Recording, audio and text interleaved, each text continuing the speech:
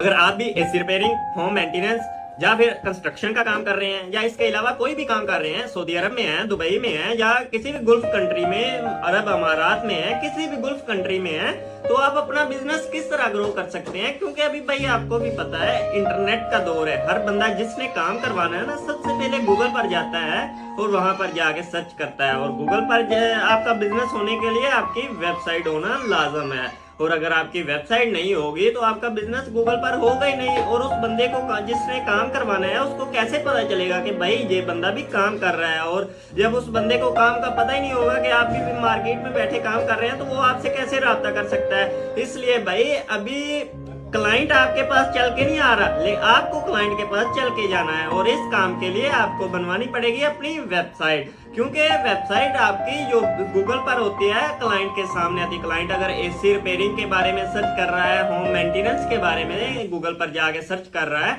या फिर कंस्ट्रक्शन के बारे में गूगल पर जाके सर्च कर रहा है, तो आपकी वेबसाइट होगी तो ही उस बंदे के सामने आएगी। और अगर आपकी वेबसाइट ही नहीं है तो उस बंदे के सामने कैसे आएगी।